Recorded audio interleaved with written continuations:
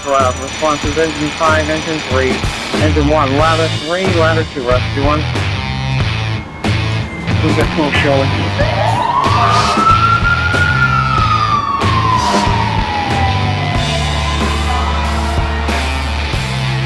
Division 1, you're on location, box 23, reporting smoke show on 727.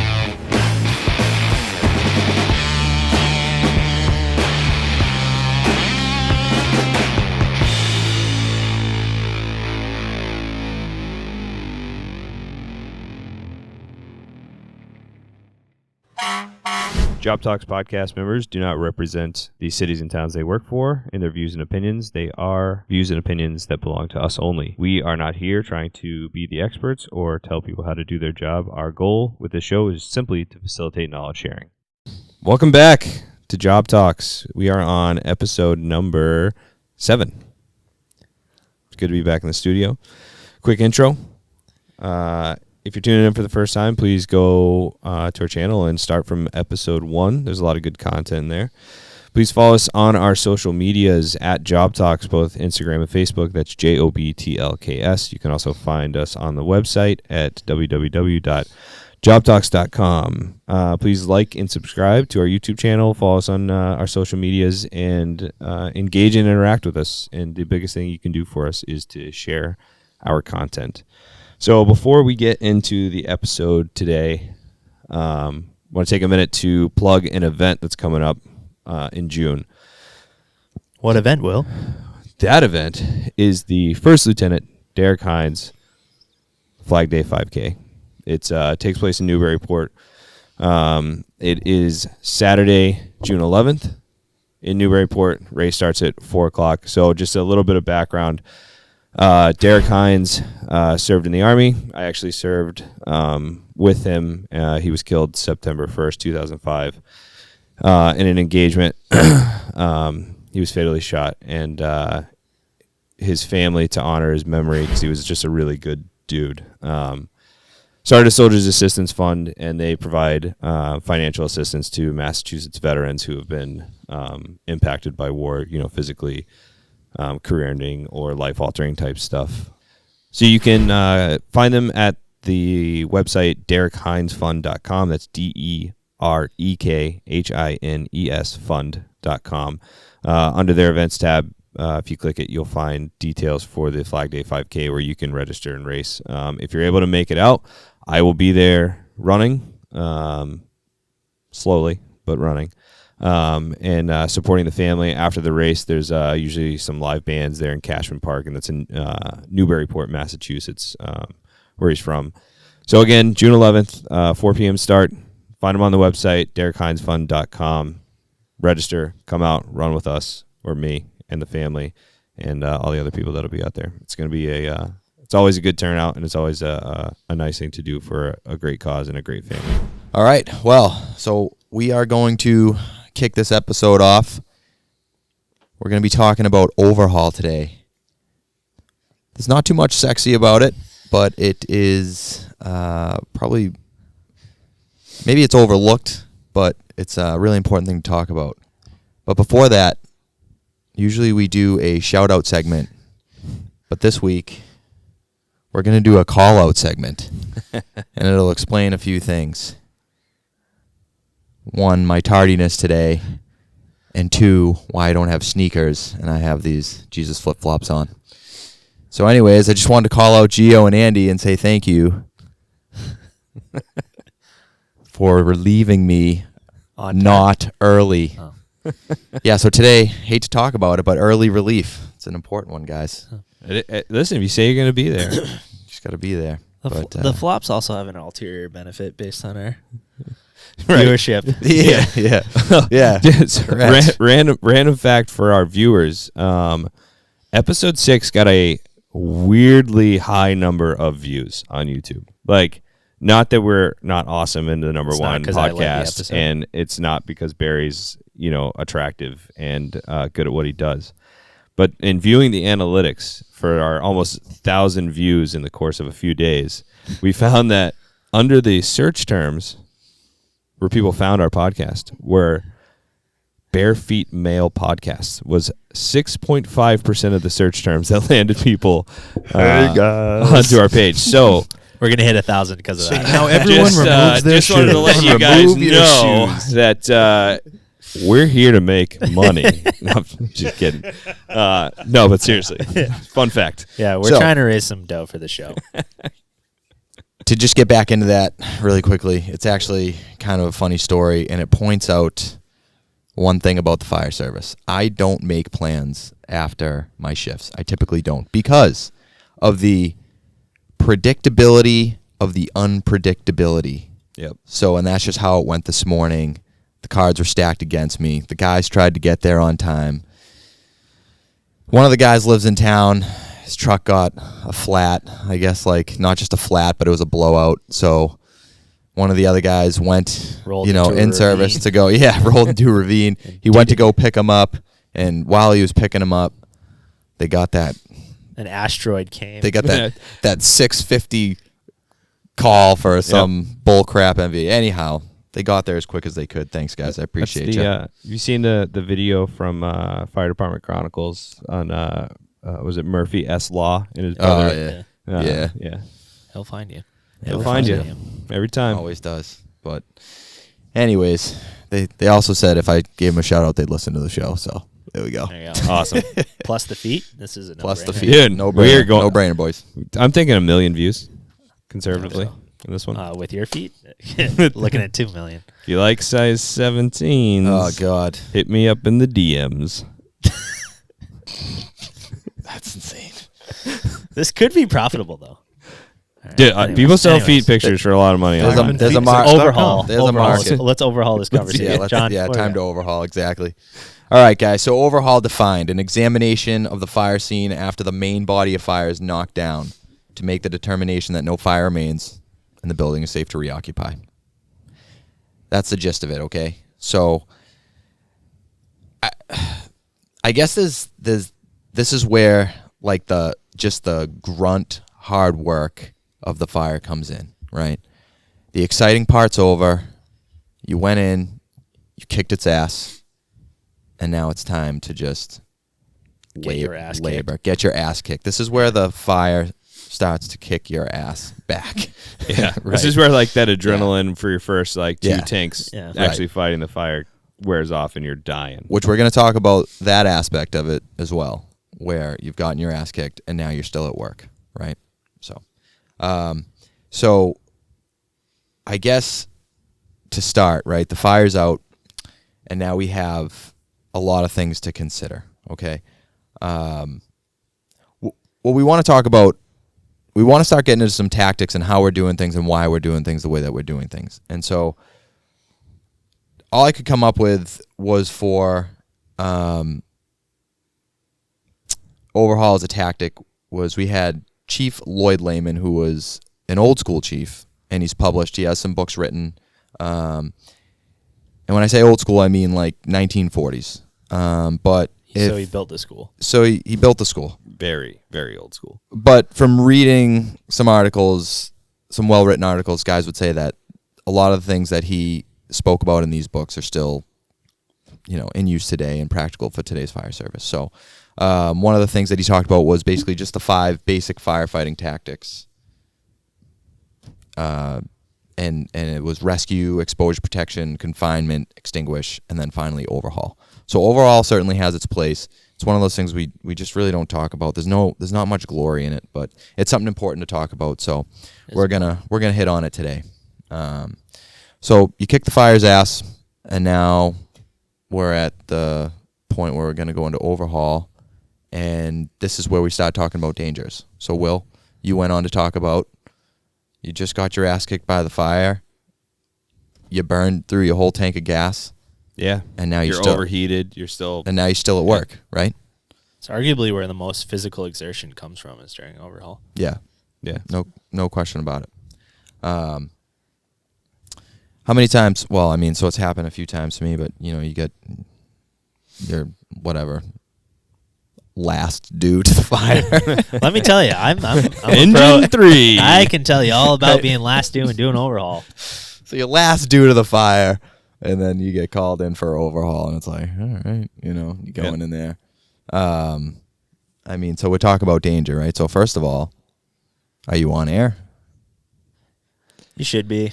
You should be realistic. If you're not air monitoring, I mean, the right answer is to say yes. The practical answer is that oftentimes you're not. Yeah. Now, with that, though, even with air monitoring, right, I mean, our gas meters, they're not monitoring for everything known to man, like every single chemical burn off and every single thing that's off gassing.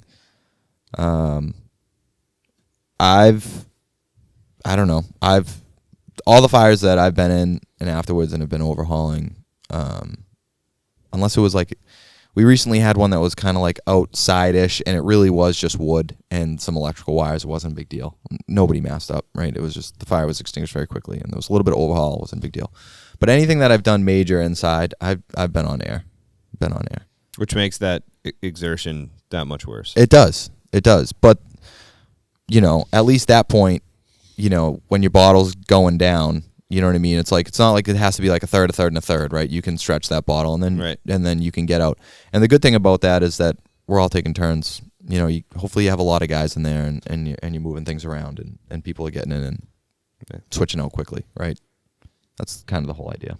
But I think it's funny, like, just real quick, when you say it's like not the sexy part or like the glory part of working a fire, I think it's funny because if you ever, we're all into the job here, right? Mm-hmm. So we all monitor the pagers and the incident pages and stuff, and you hear like, there's a fire in Stoughton, or Barrey's on duty and there's a fire, and or your friends, whatever, and you're right, and you're like, did you make it in? Like whatever, and a lot of times you get the just for overhaul. Yeah, and I say the same thing every time. Like, it's better than running medicals. Yeah. You know what I mean? Like, you're still getting in the building. You're seeing how fire moved and progressed. And anyway, just it's not all the glory, but no, it's important. It's important, and it's better than. I'm glad you're happy for me, because when I get the little like Twitter thing and I see that you're working, I'm just like, of course, piece of shit. My phone against the wall. Of course, he has a fire. It's fucking ridiculous. And then I'll get a text from Fred, and hey, just so you know, we had a fire. Will's at it. He's done that to me multiple times. Did you do it last night too? No. No. Frederick. Anyway.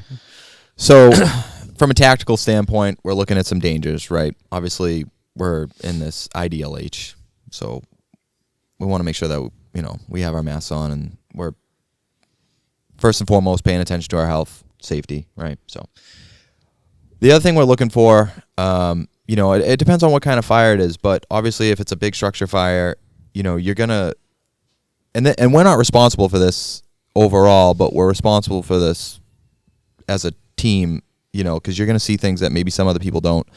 But, you're going to walk into the structure. How long was this building burning? Is the structure compromised? Is it just a surround and drown at this point? Is the building going to get demoed, or can we go in and actually overhaul this thing? And is it going to be safe to leave behind? So, some things that you're looking for in the structure, and obviously it depends on, what kind of building type it is, right? But if it's just like a typical wood frame, average construction building or a typical construction building, are the floors off? Did they let go? Are walls cracked? Are walls offset? Are things like that going on? I mean, did the roof get burned through? Is it compromised? Should we have guys in the attic? So there's all these things to consider. And, along with that, hopefully the electrical and the gas is secured, right? Yeah. If there is gas, hopefully that's secured, right? And that's typically something that happens early on in the generally, job, right? Yeah.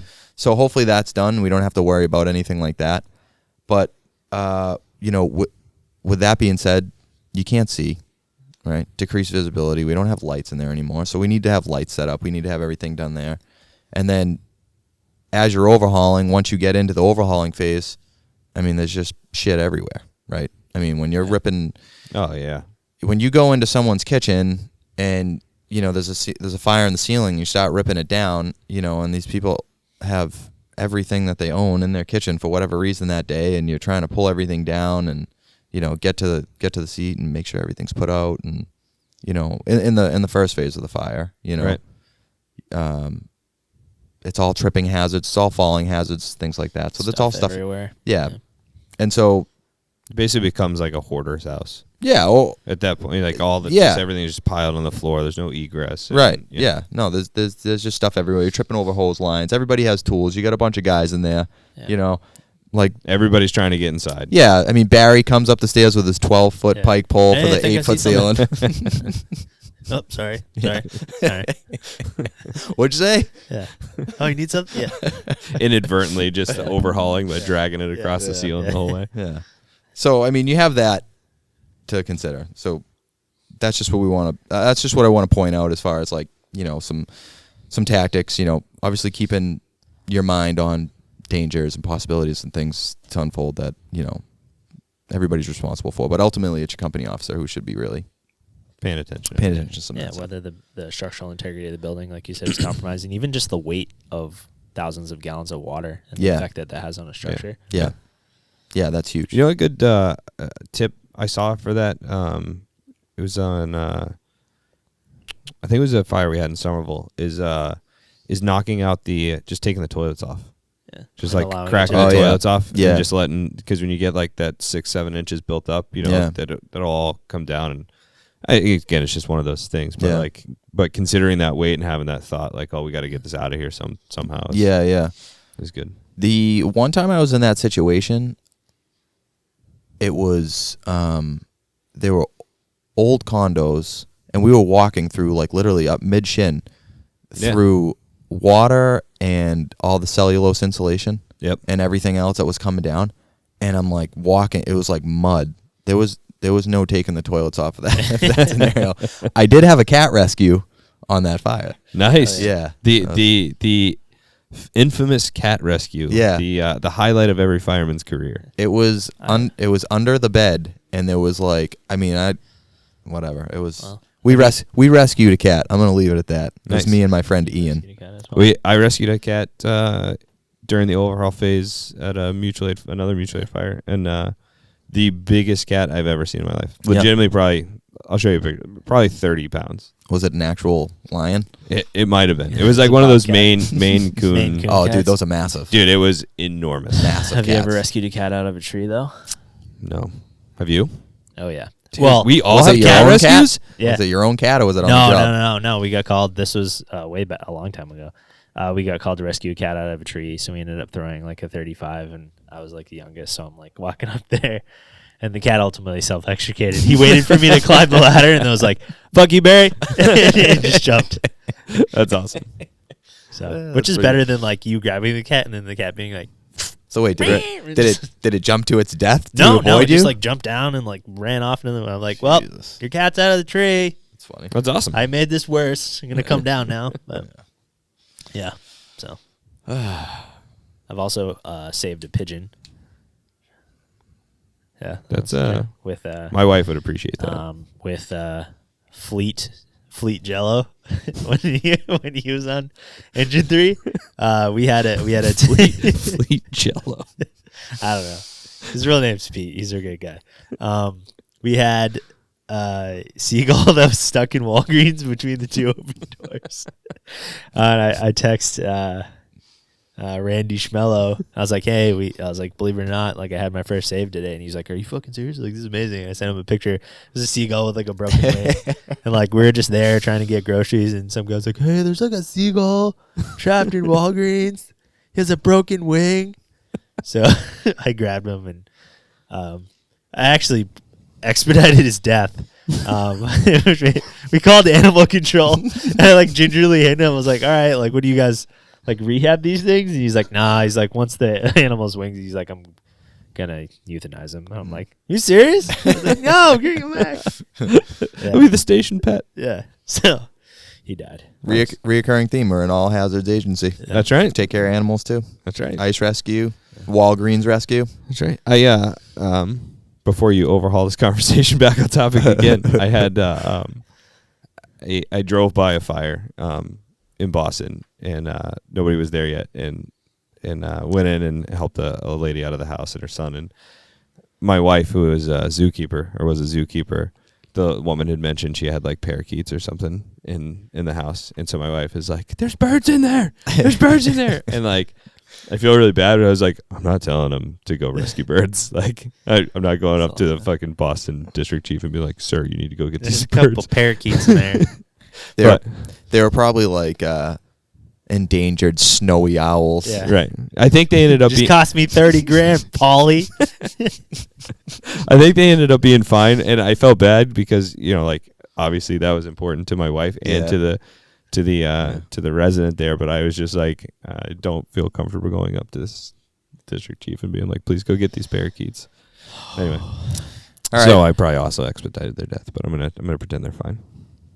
But that's part of overhaul is saving property, preventing it from being damaged. Yes. And so these two terms, right? They're used. I don't want to say interchangeably, right? Because they're not. They're used. What's the word? Together. Cohesively? I don't know. They're used together. Salvage it. In conjunction. Overhaul and salvage, in right? In conjunction there with each other. Go. Thank you, Barry. My English not too very good. So Barry goes to college. Yeah. Online. True. Yeah. So overhaul and salvage, right? So salvage is obviously like the protecting of people's things, which is the second part of our mission, right? Life safety and protecting people's property. So that's actually a tactic that needs to be employed from the beginning of the fire. And it's something that we don't think about when there's life safety going on or when there's a massive fire. But as you like learn and read and talk to people about it, it's one of those things that as you're going, if you're coming out of the house and there's something that you can grab and take out, or if it's going to be like we had a kitchen fire or we had a ceiling fire, and before we came in with the hose, I took everything out of the kitchen. It was their like kitchen dining room, and I put it in the bedroom because they had, they had coffee makers, and I mean they just had everything that you would have in your kitchen. I just took it all and moved it. It took me 2 minutes, but that's important. Yeah, Think about how happy you'd be if somebody did that for you. Yeah, because their kitchen was destroyed after. I think it's a sign of respect, especially like we're all homeowners, but just being like, it's cool when you're young and like you're, you want to like break stuff and you're like, oh, doing overhaul. But I think it's kind of more of like a sign of maturity to be like, hey, like, yeah, they've just lost everything. Like, let's do what we can to at least salvage right. and save as much as we can, because like that small gesture can mean a lot when your house is. Well, and even something like a coffee maker, right? Insurance is probably going to replace it. It's not expensive necessarily, but you know what? In that time they're in the hotel or whatever, and they have this like thing they can take with them and makes life a little easier and a little better. You know what I mean? I think I might have even said it in a previous episode. Like I'm personally big on that. The same thing, like, and it's not just in the overhaul phase. I mean, it is definitely in the overhaul phase, but all the phases of the fire. So, like, a lot of guys, and again, I think when you're young, and part of it is like not having like an idea of how fire works and fire behavior and stuff. You can do a lot of damage as far as like influencing fire behavior by smashing out all the windows, but you can also just smash out all the windows for no reason. Right. And it's not going to affect the fire, but now it's just maybe it's not a bad fire. Yeah. A little kitchen fire or something like that they could Right. reoccupy the home. Right. And now they have to have all their windows replaced and all that stuff. And again, insurance is probably going to pay for it, but we're a customer-based service, and let me tell you, if I had a fire in my house and like somebody walked out with some of my like memorabilia from previous stuff or photos of my kids or whatever, like I would be immensely grateful for that. Agreed.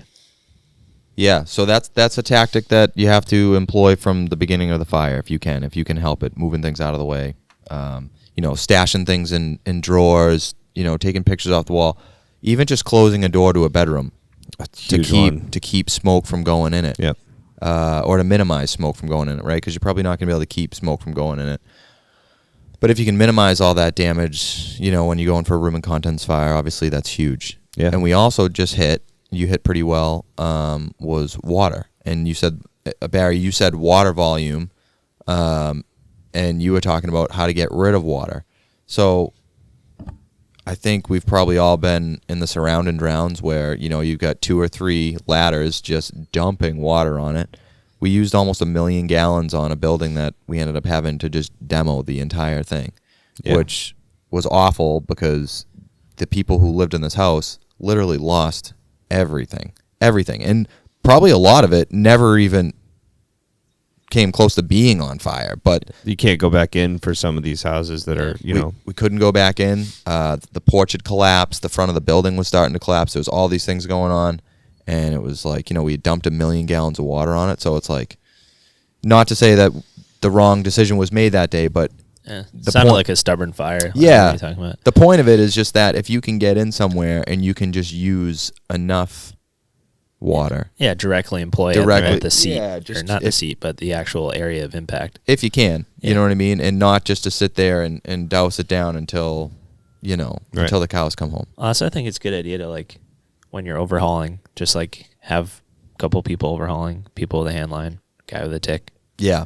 Just going around. Be like, I feel like mostly that's how we see it. I think so. Yeah. And listen, sometimes there's no choice, right? So like sometimes everything's getting ripped out because the fire was in the walls, and you got to open them until you don't see char anymore and all that stuff. But again, like you don't have to like tip over the china cabinet against the wall instead of like slide it away. You can move it, or whatever. Again, it's when life safety's involved or when the fire is moving and you need to get to something fast, like that stuff goes out the window, and it is what it is. Like is what it is. But when you're at the point, especially in overhaul, where the danger of that is gone and you can preserve, you gotta preserve.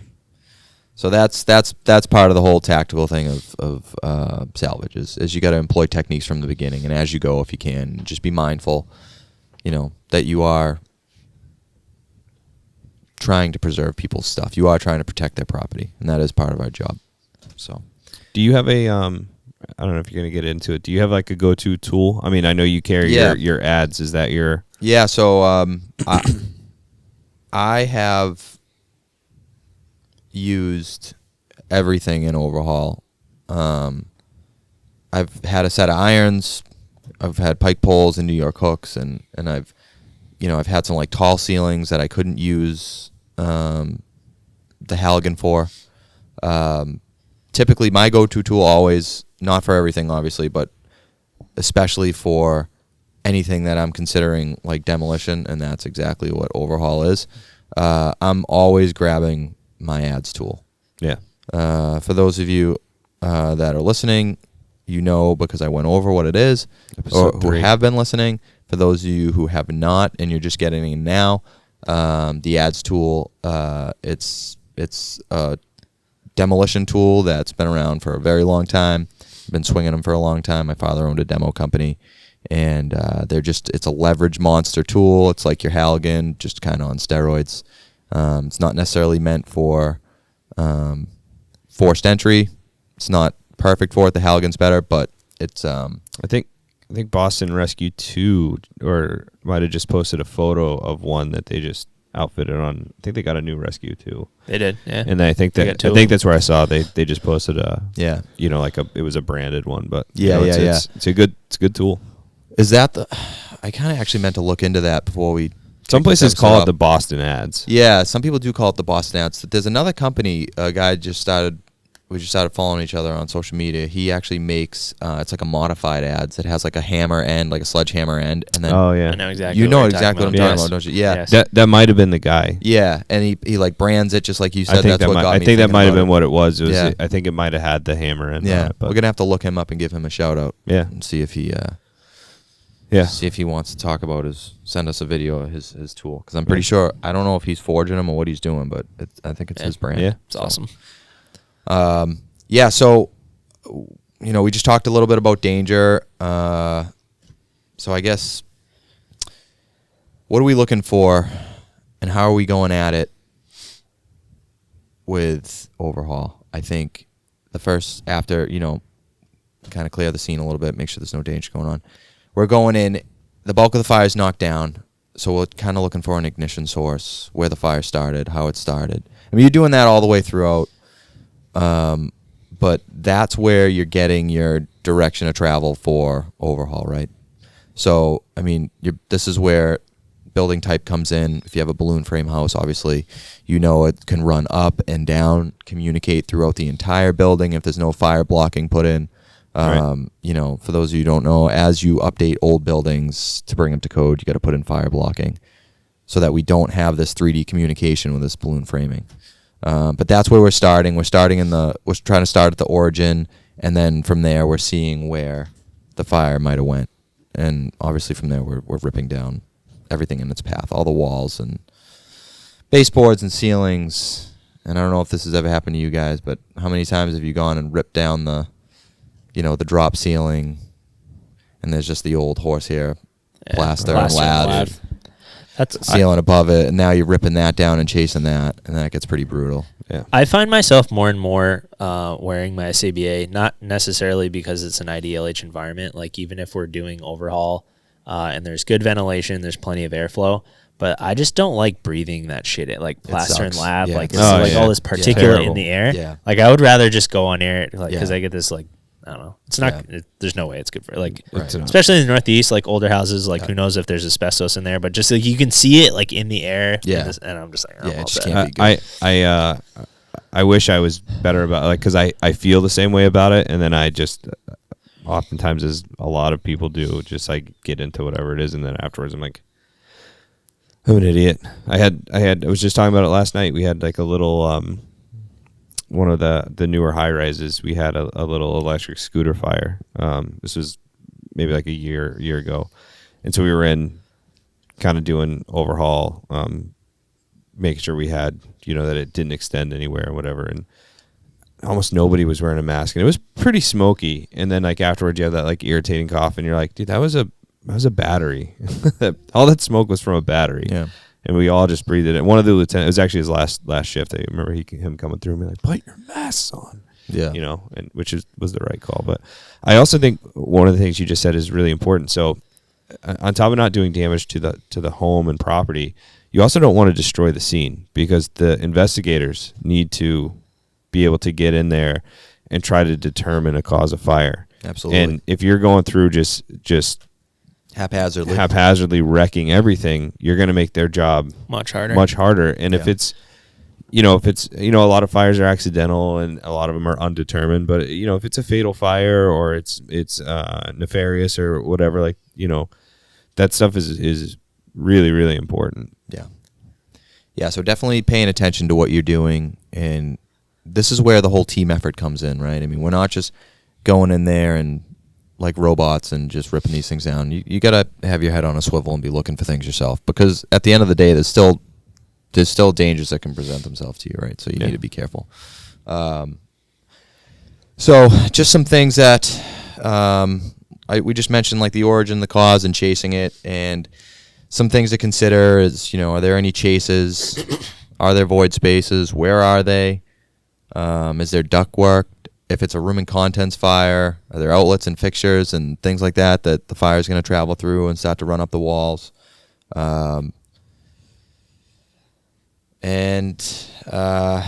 guess if it's like an outside fire, I've seen fires like run up and beneath siding, and then it goes up through the soffit. So just looking at the origin and then seeing where it's going, and consider all the spaces that a fire could go hide, right? Because that's where things get dicey later on if we don't find every little spot that we can hide, right? And so when you're overhauling, what are you looking for when you get to what are you looking for as you're ripping things down, as far as where do we stop? How do we? I mean, visually, often it's where you stop seeing char in the joists and stuff like that, but also looking for like wisps of smoke coming out of different spots. Like knowing building construction, if you know building construction well, it's very helpful. Mm-hmm. But knowing like how fire moves through certain types of construction, like you can get different stuff gets in the floors, and then you're looking in the baseboards, because you can get hidden fire kind of in the walls that, you see a wisp of smoke come out here and there. And, that's it. Sometimes it's just a wisp of smoke and you're like, oh, what is that? And you still have something going, behind a wall or something like that. But. Right. I found like similar to what we talked about, kind of the advances in technology aiding our ability to kind of like minimize damage. So my experience with overhaul is like you usually have one person with a tick and you're kind of going along. You look for hot spots, you'll investigate and then confirm, hey, is this actual extension and something we need to address, or is this, something that we can move on from? So traditionally, like we'll have a guy doing the overhaul, a hand line close at hand, and then usually an officer with a tick just kind of going along, and you just kind of go through systematically. But I think to like what you guys said, like you have to have at least like a good base knowledge of building construction to where like you can't, it's not realistic to just go through an entire house like looking at every corner and crevice with a tick. Like you have to have like a reasonable understanding of the way fire travels, what type of building construction, what type of house, especially in the Northeast. Right. And then you can kind of hone in on those areas, and then you can check for extension from there. Right. That's been my historical experience. Yeah. Yeah. And so we kind of hone in on our senses, right, with like sight, sound, and touch. Sound kind of should be at the end of that, I guess. But obviously, we're looking for it. We're looking for it through our ticks, right?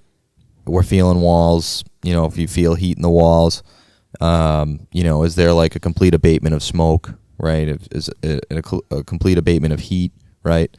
And then, lastly, because I've been in fires too where like we're going in for overhaul and then we're sitting there and all of a sudden you hear the Rice Krispies. And it's like, there's fire in this ceiling, right? We've talked about that a little bit before.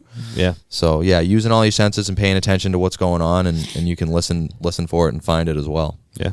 Well, it's like you were saying, the benefit of doing like a live burn in an acquired structure where you can learn, like you don't know what you don't know. Yeah. So until you hear like, hey, like the Rice Krispie sound of like, you can hear fire in the walls, or you like, hey, let's take a stop and listen. Yeah. And stuff like that. So that happened. It was a training burn, and I use this example a lot because like for me it was a like a moment. You have those moments in your career where you're like, oh, okay, this is why this is important. This is something, and for me that's what this was. Is we did a live burn. We did a burn in the basement, just burning pallets and stuff. We weren't actually trying to burn the structure. And after we put the fire out, there were a handful of us standing there, and one of the chiefs from a neighboring town, who was kind of the safety officer of that sector, was like, hey, do you guys hear that? And I was like, I don't know, I didn't know what I was listening to. And he goes, there's fire in the ceiling, you need to open the ceiling right now. And then when he said that, you started realizing, oh, I do hear that Rice Krispies, I hear that sound. I'm thinking it's just the pallet, the wood cracks and stuff when it's hot and as you cool it down. And so, I'm thinking that's what we're hearing. And no, the fire had gotten into some void space and made it into the ceiling. And, we had people operating in different areas of the building. So we had to, essentially like open up and then end up overhauling that. And that was a big lesson for me. And like, man, you really just don't know it until you experience it. Like you can talk about it all day, right? Until you actually hear what that sounds like. And that's a lot of firefighting and hearing and seeing those things. You just don't really know. Yeah. So it's important. Luckily, I had a similar experience. I was with a senior guy, and that's what we were going in. We were overhauling, and he grabbed me. He's like, "Do you hear that?" And I was like, "No." I'm just like listening to my SCBA, like, exactly, right. And and he's like, "No, listen." And then that's when we heard it. I'm like, "Wow." I'm like, yeah. I think that's getting harder and harder with the advancements in hoods too. Like I don't know if you guys are wearing you're probably cancer right. prevention hoods yet, but I have a Nomex hood, I think. So we got rid of all Nomex, the big cancer push in Cambridge, and we went with the ones that are lined and they're supposed to like filter particulates or block particulates. Let me tell you, when you put those things on, you can't hear very well at all. Right. And in overhaul, most guys aren't wearing a hood, but in the fire, I would say maybe if you wear one of those space helmets and they have the ear. We're not. We'll talk about that another day. We're not going to talk about this there. Leather forever. Overhaul the conversation back. All right, so really quick, guys. This is I don't want to say I see people struggling with this all the time, but there's always room for gaining new technique, right? So breaking apart drywall can be a pain in the butt. This is just drywall. It's not lath and plaster. All right, so this is just a guy here who has a pretty good technique. It's called the punch technique. He's using a New York hook, and he's just showing you how he perforates it and he rips it from the top down, and it looks like he makes like really easy work. It's just a short 30-second clip.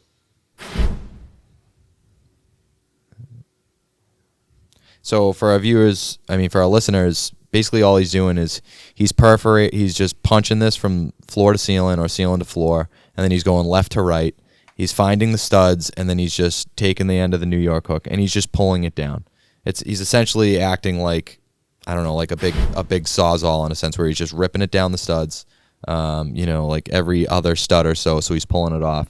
Actually in pretty big sheets, so he's not making as much of a mess as you would as if, smaller individual yeah, pieces, it's like if you have like the Halligan and you're just trying to keep pull, and you're ripping out 2 by 3 inch pieces, or if you punch that hook all the way through and then just pull out, and you're doing like a hole. I mean, the nice thing about drywall is lots of times it kind of splits at the seams. Yeah, and it'll just come off in sheets. Decent sheets, yeah. But this is also a good way that, if you're just doing bay to bay to check for extension, you're not overdoing it and going for, this is just going to keep playing on a loop, but you're not going to, overdo it and rip the whole sheet down, and you're just going to where you need to go, which, minimizing damage, right? Obviously, that's what we want to do. So, but yeah, that's just a quick video. I thought it was a pretty good one. Very cool. I'd never seen that technique before. I think it's pretty cool. But yeah, so continuing on with Overhaul. Let's see here. All right, so the whole point, what we were just talking about as far as chases, small spaces, and things that will channel fire to other parts of the building, create small smoldering areas, things like that. A big one, and especially when you get into these old horsehair plaster buildings, you have all that cellulose insulation, and that was huge, way back when. I should say, really, I think it was big in the 70s is where they really started hammering that stuff in, because I don't think insulation was really a big thing way back in the day. I found like straight up wool insulation. Yeah, So- newspapers, sure, everything. When they were demoing my parents' house out in Munson, it was built in 1795. Mm-hmm. But By they General Custer. by General Custer. But they did a lot of their own additions. And when they we were trying to live there at the same time, they were like demoing like a piece at a time. But so I kind of got to see some like interesting aspects. But they had stuff they weren't like a particularly wealthy family. Yeah. So they had done a lot of stuff themselves, and they were stuffing the void spaces with newspapers. Yeah. So it was, cool to see these old newspapers, but you realize like how quickly that house would go. Oh my God. It's full of, the walls are full of newspaper. Well, they say that that cellulose and then like the new fiberglass stuff, it's flame retardant, right? But that doesn't mean it's not going to catch on fire. From what I've seen, is it smolders a lot. It smolders. It's flame, but it smolders, which can still burn other things. Even like that blow-in insulation, right? Yeah. That's that cellulose blow-in Yeah. insulation. That's Yeah. exactly what it is. Yeah. So, which is basically just treated paper. Right. It's paper. They treat it with a chemical, so and I'm sure that the flame chemical retardant. wears out over time too. Just like they treat the wood in some of the bigger like apartments they build. They treat the wood, but you talk to those guys and it's not treated uniformly, and the chemicals break down, and so you still have potential. Yeah. There's always potential. Yeah, there's always potential. So, or the batch that got missed, right, wasn't treated at all. Right. Let's get this one on the truck. Let's go. Don't worry about it. Just throw it in. But yeah, so all that stuff, Mike. Keep assaulting me. and how much of that stuff gets, how much of that stuff gets left in the house, right? Almost all of it. Yeah. And if you have smoke and fire traveling through everywhere, you have a lot of areas that could smolder. I've done some HVAC and with a friend of mine, and so he has his torch where he's like, brazing together fittings and things like that in the house, and we've been on top of all this insulation, all the cellulose and everything like that, and he's sitting there brazing and I'm watching and I'm cooling things down, and we've had like little smoldering fires we just make sure we take whatever was smoldering, we physically just remove it and move everything around and make sure it's good, and we're usually there for a long time, So it's it's like we have a long time to make sure that we're not going to. The electricians always say it's they get the blame for all the fires, but it's really the plumbers that start them all. Yeah. I don't know why. Like brazing. Brazing, and soldering and all that stuff. Yeah. We did have one of those fires in Stoughton too. Yeah. The guy was brazing in the wall and it caught fire. And I mean, you think about it, you're using a torch. Yeah. Even just like repairing your shower. Yeah. Diverter or whatever. Like you got a torch in a wood wall and shit's flammable. And it happens. That was gonna bring me to another point, but I forgot what I was talking about. We'll come back to it. Oh no. Well, anyhow, so basically all that, the smoldering cellulose and whatever else that she just didn't catch. Obviously every firefighter, every I would say ranked members or your company officer's biggest nightmare, right? Is a rekindle. It's the most embarrassing thing. Yeah. So, and it's like, I've read articles where it's like, it goes as far as should be ashamed of yourself. That was that wasn't thorough enough, and it's thorough. You know what I mean? Sometimes it just there could be a lazy factor in there, but I think oftentimes it's probably really just something almost unpreventable. You know what I mean? Where you just couldn't. Maybe you couldn't dig that deep. You did everything that you could. You used every resource possible. You checked all the boxes. And it still happened. Every job, in every career, whatever, somebody makes a mistake at some point. So sometimes mistakes are going to be made. I mean, don't get me wrong. I would be embarrassed if that was my job and that happened. Yeah, I don't think it's as far as shame. Yeah, but have you ever seen those piles of insulation? You hose them down for 2 minutes, and then you pull on it, and the whole middle is still dry and smoldering, and you're what the hell? Yeah. Do you guys? There's just so many factors that it's Do you guys do fire watches after fires? So that's I was actually going to get to that too. So we had a particular building go up, and that was the same building that we couldn't go in an overhaul because it was we just couldn't get in there.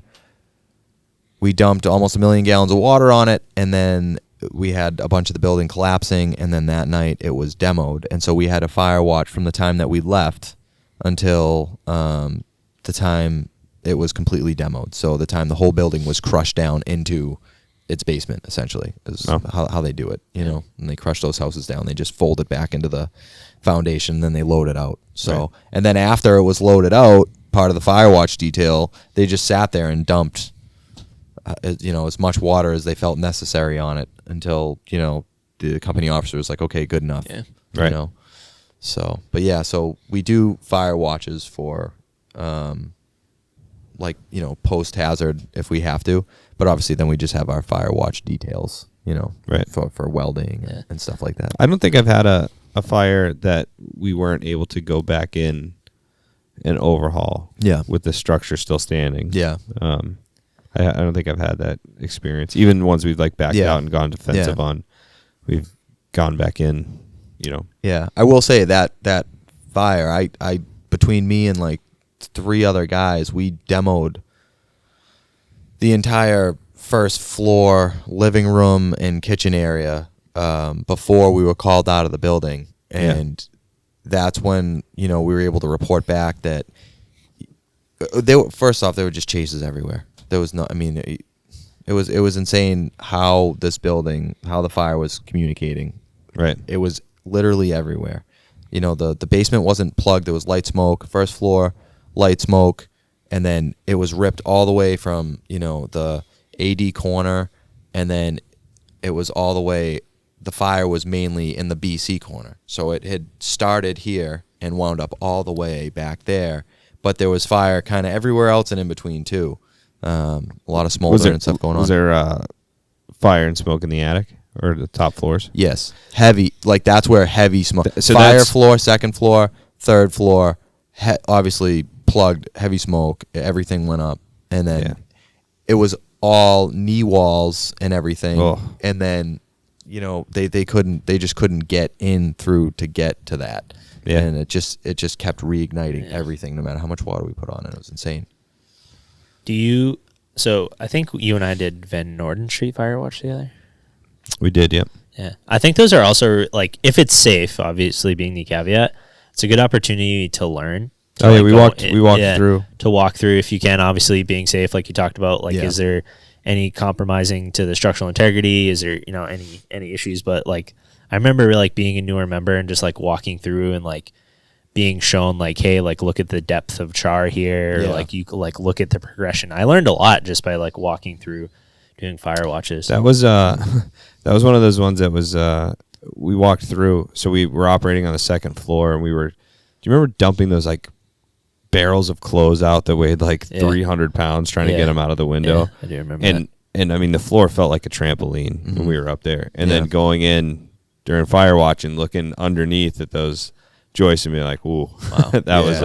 that was close to being like time to go, Pretty well burnt through. But that's also one of the fires when I was talking about like pulling people's stuff out. Do you remember there was a guy that had some like military memorabilia in there? He did, yeah. And some firearms. There's a bunch of it. Was his father's military memorabilia. And they went in and pulled a lot of that stuff out, and he was, obviously extremely grateful for that. And it was unfortunate. It was also around Christmas time, and there was like toys and stuff for kids. The dreaded Christmas fire, man. Just was not a great situation, but yeah. The first 2 years I was on, there was Christmas fires. It was like, in surrounding towns, I think. But it was just like, one of my lieutenants had said to me, he's like, it seems like every year there's a bad Christmas fire. He's like, you'll remember them over the course of your career. And like, sure enough, it's like, oh, geez. All the holidays, I think it's just like, I don't know what it is. I mean, obviously Christmas trees are a thing, but people home cooking, a lot of extra cooking, a lot of extra people stuff going on that people aren't paying attention, or candles, or whatever the case. That's also the fire where we did have fire in the walls. Yeah, and Barrey being a foot behind me for some reason couldn't see it. I couldn't see anything, and they were like, I had that hand line, and I think this is one of the days we had 4. I think all 4 of us were in. I think. We all did, and then Schmandy Schmooman went to the squad. Yeah. But, yeah, they were like, Barrey, hit it. And I'm like, hit what? I can't fucking see shit. And they're like, it's right there. And I was like, okay. And then they came out, and they're like, man, it was really going in those walls. I was like, really? Because I couldn't see a damn thing. I believe you, though. Good thing we had water. Yeah, right. So we poked a hole, and it was just like a little like torch coming out. We're like, oh, there's fire, so we opened it. But just being that, like, literally you were a foot and a half behind me or something, and you couldn't see it. Yeah. I also had a pike pole that was too long. It wasn't like excessively long, but I was trying to like take that little like kitchen closet thing out, and I was like, I can't get any leverage on this. I do have a funny story from my first fire watch. It was the first shift. And the fire was later in the evening, so I was like running around all day, like doing new guy stuff, like mopping, the ceilings, the walls, scrubbing the walls. Yeah. And we went back to, we had to go all the way back to East Cambridge, change, swap everything out, and then we got called back for the fire watch, and you're just tired. Mm-hmm. And I remember going up, like looking at how damaged that building was, and then we're just like sitting nearby and like being like, man, I'm tired. And then, like, slowly, like, my eyes, and I'm, like, so new, and I'm scared. And I'm like, did anybody see me almost not up? And he's like, relax. Yeah. You're okay. I'm awake. And I was like, smoke? Yeah. No, it was fine. But I was like, is that fallen? Yeah. I was so nervous. Dude, you get so tired. After a fire, you're just, like, drained. When you get fire in the morning and you have to, like, do your whole shift, you're just like, got that trying to stay awake all day. I think it's going to amp you up for the day, but it's really just like an adrenaline dump, and you're like, adrenaline dump, and then like all the smoke, and then like you wash your hair like 3 days later and start smelling like a campfire again, and you need a nap and a sandwich. A nap and a sandwich fixes a lot of problems, in general. You might be better off a nap and a sandwich right now. Both of these two are coming off shift. I just got back from Florida. Typically, I am wiped. A nap and a sandwich would be phenomenal right now. Not gonna lie. There's some Doritos. That'll sound good to the mic. Just start crunching. Big Daddy. Stay still. Stop moving. Man. Good times. So we've already hit crime scene preservation a bit, so we're not going to get too much into that. That's basically just, pay attention. Look for things that are out of place that shouldn't be there, and It doesn't necessarily have to be a crime scene either, but just the ignition source, right? The investigation. Just be wary of don't do excess damage. That's it. That's all it is. Let's see. So I think maybe you could probably speak to this maybe a little bit better than me. I think you kind of know a little bit more about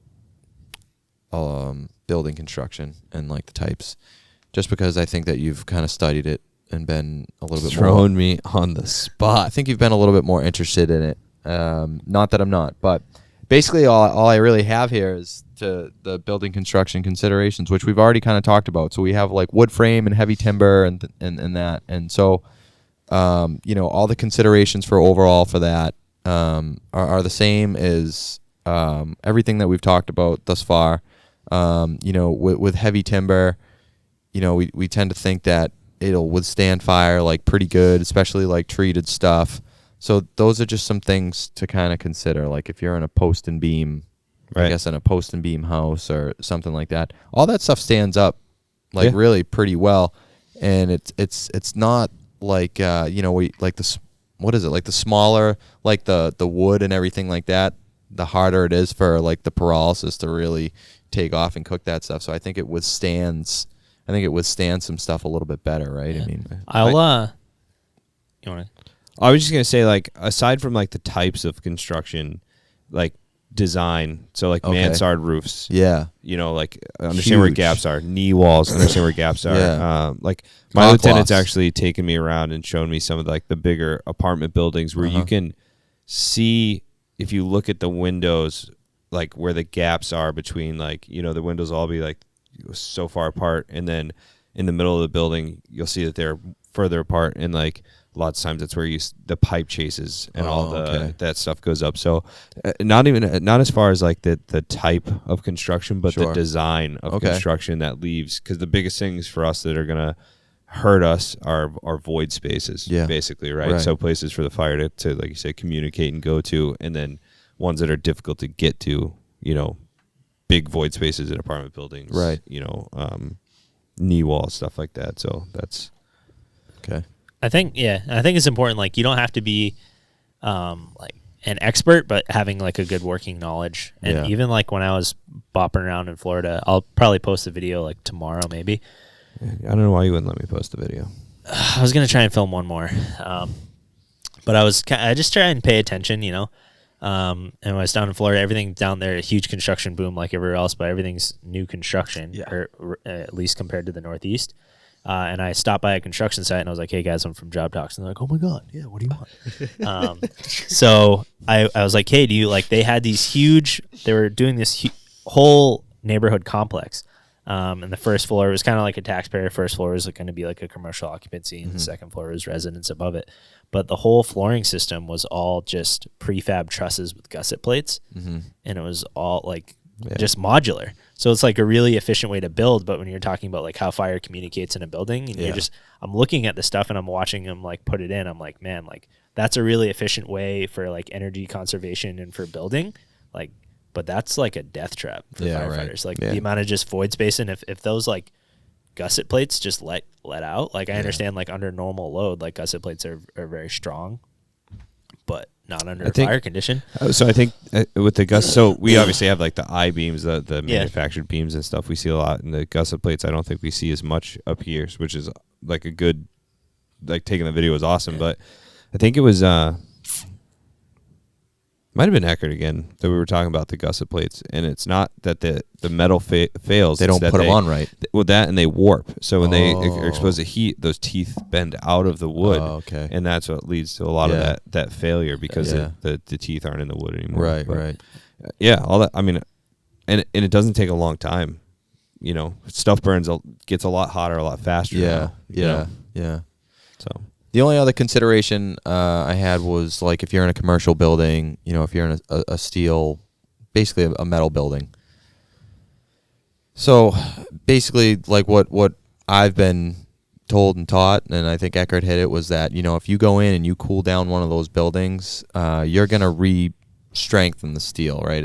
You're basically forging it. You're forging it again. It's like heat treating it essentially. So as long as that doesn't fail and you put everything out, you probably relatively have a pretty safe building around you, especially, it might have been some content. You put the contents out. Things might have, melted a little bit. But if everything, gets, heat treated, and then you still have most of your structure left, then you're probably in pretty good shape. If we want to talk about overhaul with that, I've never had any experience with it, but what I've seen, I haven't either. What I've seen from what I was trying to dig up is that a lot of times they'll use like on-site equipment to make their job. They'll have, they'll be running in with forklifts and grabbing, stuff that could be potential fire load, not during a fire, and removing it and making sure that it's out and away from the building where it's doesn't have any potential to create any more hazard, at least inside an occupied space. Right. So those are not the building so much as the overhaul. It's the contents. Like you're saying. Yeah, exactly. But it's part of making sure that nothing else is gonna relight. There's no smoldering material in the building and everything. There's like a good video, which I could find. Somebody just posted one of a bowstring truss building collapsing under a fire load, which was pretty impressive too. And I guess one of the last things that I wanted to touch on, and because this happens, and I just remember getting hammered on this in academy, was, I guess this touches on like search and rescue, or just your primary and your secondary searches, and making sure that they're really completed, because oftentimes, part of your overhaul is you're working away and all of a sudden you realize that you've been working over a body, right? And so these things happen. So where something got knocked on top of them, you continue to rip things apart, and then, something gets moved and you find a body, right? Sometimes these primary and secondary searches, they're getting completed, but obviously you're doing the best you can in the primary. Yeah, under the circumstances. Zero visibility, limited visibility. I'm pretty sure you just said circumcises. Under the circumcises. Did I really? I don't know. I feel like you did, Mo. Must be a Freudian slip. Don't edit that out. Leave it. Actually, you can just like post. I was going to cut to a video of a circumcision or something. Cut to a video of an anteater. Yeah. Under the circumcisions. Anyways, but I just wanted to touch on that we all have to be aware that during our overhaul, I mean, obviously, depending on the situation, you know what I mean, could find birds. Could find zoo animals. But, to be conscientious, realize that you are in a house or an apartment building or a commercial building that's occupied, and that there are going to be, times where something like that may happen. And so that's part of our search, and it's also part of our overhaul is, making sure that we get that scene secured and locked down and victims accounted for. Yeah. So, yeah. And that kind of wraps it up. I don't know if you guys have anything else. I think it's good. Like, we've had the conversation. Barry and I had it this morning. You and I have had it. I think that these episodes are good. That we're just kind of not teaching you how to do overhaul necessarily. That's like on your own department and company and training, but like talking about like considerations for it, and like our experiences with it and things like that. And I think we've kind of hit on a lot of that stuff. I feel. Yeah, I like it. Yeah. It's just facilitating conversation. Like I said, we're not the experts, but just like as we progress through the podcast and through our vision. Accepted feet. I was gonna bring that up. I had a question. I noticed you're wearing matching socks today. Ooh, you think so? Wow. Check out the sizes. XL. Huh? Large and XL. Dude, we're gonna get so much money from all this feet stuff. Dude, you can tell these aren't the same sock. I don't know. They look the same. One's much older than the same other brand. One. Anyway, they look the same. If you're wondering about why he's questioning my socks, then you have not listened to our episode 6 where we talked about heated debate. My wife watched that episode and she was like, "You were very aggressive," and I was like, "Well, I felt like I was being attacked." So anyway, highly opinionated. There's nothing wrong with it. Yeah, sometimes. As you destroyed the bed. Yes, exactly. Threw sheets everywhere. Right. There's like a fitness channel, and there's a girl that does like some fitness stuff and blogs about it, and she never wears matching shoes. It's like her thing. So interesting. Not the only one. But mine's just out of pure laziness. That's dumb. Anyway. Back to, so I think it's good to have these conversations, or at least facilitate conversations. And as we progress through, bring on different guests from different walks of life, different experience levels, and they can also add to that. Yeah. So, no, I think it's cool. I enjoy it. Like you said, overhauls, like, we're going to, next episode, I'm going to talk about water supply in my upcoming episode. But, like, they're not the sexiest of topics, but they're critical. Like, they're very critical. And a very important and, part of and there's some of the stuff that, we have these these conversations too, is like, I would love to talk about some of these really in-depth topics, but I just don't have the experience to do so. You know what I mean? Or the knowledge. And so that's, again, like where, you know, if we can find people that are, like I want to talk about lithium-ion battery fires, but I know about them, but I'm not an expert in them. So, you know, finding somebody that could come on and talk about that with us would be great. So, on that thread, if you have a topic and you are interested in talking about it, come on. We'd love to have you. Yeah, come on and talk to us. Yeah, reach out to us, and we'll see about making it happen. So really easy, something really easy to end it. It's nothing crazy. Well, no, you don't have to. No, I'm getting defensive. I'm going into defensive posture. It's not as a hot dog a sandwich, because we've already come to the end of that debate. Because it was on a menu under the sandwich menu, so clearly it's a sandwich. Correct. Anyways, this is an easy one. Okay. Where are you getting your coffee? Oh. Is it iced? Is it hot? When and why? Go ahead. Surprisingly opinionated on Talk this as about well. it. Oh, big surprise. Big surprise. Yeah, this is an easy one. Well, probably a big surprise for everyone here and everyone tuning in. I don't really drink coffee. A big chai guy. It's not a joke, people. Yeah, it's not a joke. You know what? It's delicious. And fuck you if you don't like it. Dunkin' Donuts, vanilla chai, so delicious. They've recently changed. Is that hot tea? Is that hot tea or iced tea? No, it's like a vanilla chai. I don't know. It's just delicious. It's Nick's ready because he just put on headphones. Yeah. What kind of drink is the chai? Is it a coffee chai? I know that chai means it's like a tea. It's a tea. That's what I thought. Yeah, I was gonna say, because they put chai in cream cheese too, right? So I'm just saying you can put chai. No, that's chives. Chives. That's edit that out. No, I demand you edit that out. Absolutely not. Please highlight it. Damn it. I'm about to. I Let's enjoy. cut to. I enjoy vanilla chais from I'm a Dunkin's. moron. And then from Starbucks, I also like. It's called a dirty chai. But that is just a vanilla chai with like a shot of espresso. Or it's a chai with a shot of espresso. So it's tea with it's coffee. Not tea with coffee. So you can't. It's not But my thing- espresso. so- It's espresso. In my defense, Thank you. It is Thank espresso. you. In my defense, if there even is one in this case, This since is a I've- house of out learned of- doctors. I'm redeeming you from the chive I didn't. discrepancy. I feel like a lot of my friends like grew up like drinking coffee in like high school, like you develop an affinity for coffee. But don't do that.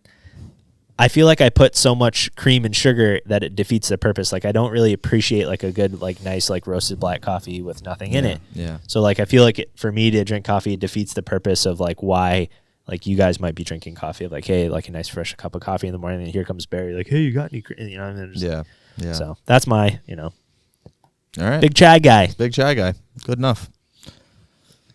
Now we know. I don't drink hot beverages. It's just general rule of thumb. Okay. Don't like hot beverages. Don't like hot chocolate. Don't like hot tea.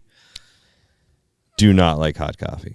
I have drank it. I will drink it if it's the only thing available. But I just don't like hot. I don't know. They just make me hot. I don't like it. Also, when it comes to coffee, I want my like caffeine injected, not sipped over the course of 2 hours. But when you do drink coffee, I've noticed you very much enjoy fire department coffee. So hang on. Listen, Barry. Listen, chai guy. Listen, All right? chai guy. So I also actually didn't grow up drinking coffee. I made it through the military with drinking coffee very minimally. It was after some TBIs and post-military when somebody was like, hey, maybe with your migraines, like try drinking coffee. And then fun fact, if you're not getting headaches from lack of caffeine, adding caffeine only gives you more headaches when you try to stop it. So didn't work. So now I drink coffee all the time. Caffeine doesn't really affect me, so I drink like the highest test caffeine stuff I can find. So if I have to go out for coffee, I'm usually a Starbucks. I do a venti iced Americano, which is 4 shots of espresso and water, and I add 1 extra shot of espresso. At home, for the longest time, I drank it. This is a house of learned doctors. We're all there. Black Rifle Coffee Company makes a coffee called Caffeinated as Fuck, CAF, and I actually started drinking it because it has a M240 on the bag, and typical. Nice. It's my favorite weapon. But I have ordered recently coffee from a fire department, also known as fire department coffee, and they have an espresso, and that in the Keurig over some ice is very nice. Wow. Excellent. Yeah. What about you? The anticipation is. I bought a coffee maker so I could make coffee at home, and I usually make it a pot at a time, and then I hate it, and then I throw most of it away. And so I have a bunch of coffee at home that I don't like with a coffee maker that I don't use. Okay. So now imagine if you had that coffee and turned it into chai, and it was a delicious treat Right. whenever you Imagine wanted if you wore a MSA Euro helmet. That's basically your coffee choice, Barry. Is So- a Euro helmet. I have 2 answers. If I'm going for an iced coffee, I don't drink Starbucks, by the way. I don't drink Starbucks because they were too friggin' opinionated for my own liking. Okay. Yeah. Like, I don't want to hear your opinion. You can have your opinion. You're entitled to it. That's like Ben and Jerry's for me. Good enough. Just make ice cream. Just make ice cream. Just make coffee. Make a delicious That's all I treat. want you to do. That's Okay. it. I don't want to hear about your opinions. I show you another one of the highest veteran employers out there. Just throwing that out there. And Ben I'm and Jerry's? Starbucks. I said that. and hey, that's great. I didn't. I I don't- genuinely curious, but I don't have anything against them, especially for that. But I do have something against them, and it's because they're opinionated. I don't want to hear it. Yeah. Yeah. Anyways, so I don't really drink Starbucks coffee. If I'm getting an iced coffee, I'm going to Dunkin'. From Boston. From Boston, right? I'm going to Dunkin' for a medium ice black coffee. But I will say, in the morning, if I have time, I am a big advocate for side of the road gas station coffee. I don't know, whatever brand they use. There's another place up the street from me, though, that I go to, and it's like 7-Eleven. $1.50 for like a super extra jumbo. So you don't care about flavor, you just want the caffeine. No. For whatever reason, I always find Big gulps, huh? the big gulp. 64 ounces of pure As soon as you said large coffee, I was like, I have to do it. Welp. See you later. Yeah. So Side of the road gas station, hot coffee. Gumby's is pretty good. Gumby's, I'm going to say that I think their coffee stinks all around. All right. Well, I'm just saying, I'll just go fuck listen, myself. we're all in EMS. We've all gotten our free coffees from there, and it just doesn't do anything for me. It's called the White Hen Pantry. It's right up the street from me. I go there. I get a super extra jumbo, big gulp for like $2. You don't have to leave a tip, and you get this big, delicious, awesome coffee. They got all these different flavors, and that's my go. Otherwise, when we're at work, we get Folgers. I mean, that's the standard firehouse. So real quick, and I don't want to shit on Dunkin's because I know it's New England runs on Dunkin's, but like my problem with Dunkin's is their coffee. Excuse me, sir. That's America. America runs on runs on Dunkin's. Thank It you. is true. Thank you, Nick. Okay, I'm sorry, but their coffee is terrible. So if you get so I like black coffee, and you can't drink a black coffee from Dunkin' Donuts because it's fucking gross. And I've never in the history of ever gotten There goes our sponsorship. gotten a single coffee correct from them that I've asked for anything other than black. So that's why I don't go to Dunkin's. Yeah. I mean, I shouldn't say I don't, but it's not my first choice or second or third. Having said that, Dunkin's, we're open to changes if you'd ever consider sponsoring. Change my mind. Listen, I'm always open to have my mind changed. Nick is angry that I Nick, shit what's on your- Dunkin's. So just a little bit of a disclaimer. WillCo Media does not support the views of people who do not support Duncan. And we are a very patriotic company. And America runs on Duncan, and so does WillCo Media. America runs on Duncan only in New England, though. Yeah. They don't exist. Duncan they've brand been is spreading. they're spreading. Listen, Krispy Kreme these kicked things them take time. out of the whole country. Listen, I'm from Florida, as a right? small business owner, They actually had a lot of Dunkins in understand Florida. I that just these came from things there. take I know they're growing back, but for a while they were gone. Can we listen to the man's opinion, please? Yeah, I just don't want to because it's about Duncan. I'm just kidding. Okay, this is where Will's mic gets shut off. I'm a Dunkin' iced, medium ice with almond milk and 2 sweet and low, not equal sweet and low. I will agree with you. There's a huge difference. Enormous difference, and the people who are like it's just sweetener, No, idiots. I agree. And this is my view. I'll agree with you nothing on to that do one. with Job Talks. Yeah. Yeah. I don't put Dunks. real sugar in my coffee. I used Maybe to. for the same reason because I only drink iced coffee. It doesn't actually dissolve. Yeah. That's true. So I That's when I true. put stuff. I like black coffee, which is why I like Starbucks or just making it at home.